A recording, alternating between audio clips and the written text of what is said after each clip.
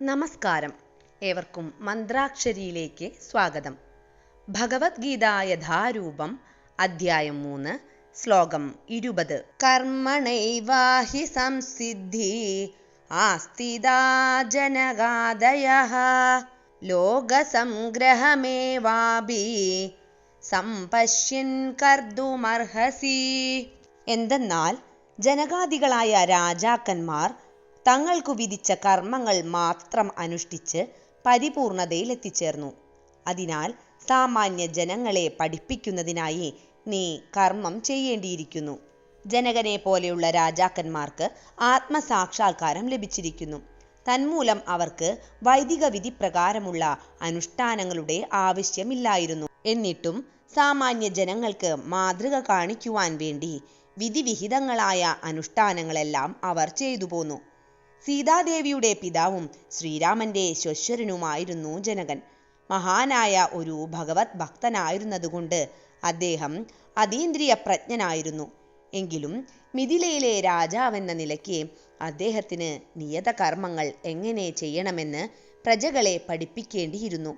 ഭഗവാൻ കൃഷ്ണനും നിത്യസുഹൃത്തായ അർജുനനും കുരുക്ഷേത്രത്തിൽ യുദ്ധം ചെയ്യേണ്ട ആവശ്യമില്ലായിരുന്നു. നീതിവാദങ്ങൾ കൊണ്ട് ഫലമില്ലാതെ വരുന്നിടത്ത് ഹിംസ ആവശ്യമാണെന്ന് സാമാന്യ ജനങ്ങളെ ബോധ്യപ്പെടുത്താനാണ് അവർ യുദ്ധം ചെയ്തത്.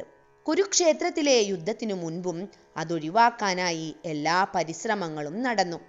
ഭഗവാൻ കൃഷ്ണൻ പോലും ഒത്തുതീർപ്പിനു ശ്രമിച്ചു. എന്നാൽ മറുകക്ഷി പോരിനു തന്നെ ഉറച്ചിരുന്നു. അങ്ങനെ ന്യായമായൊരു കാര്യത്തിനു വേണ്ടി പൊരുതേണ്ടത് ആവശ്യമാണ്.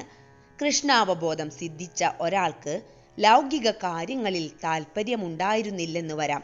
എങ്കിലും എങ്ങനെ ജീവിക്കണമെന്നും പ്രവർത്തിക്കണമെന്നും സാമാന്യ ജനങ്ങളെ ഗ്രഹിപ്പിക്കാനായി ആ ഭക്തൻ കർമ്മനിരതനായിരിക്കും. കൃഷ്ണാവബോധത്തിൽ അനുഭവജ്ഞാനം നേടിയവർക്ക് മറ്റുള്ളവരെയും തങ്ങളെ പിന്തുടരാൻ പ്രേരിപ്പിക്കുന്ന വിധം പ്രവർത്തിക്കാൻ കഴിയും.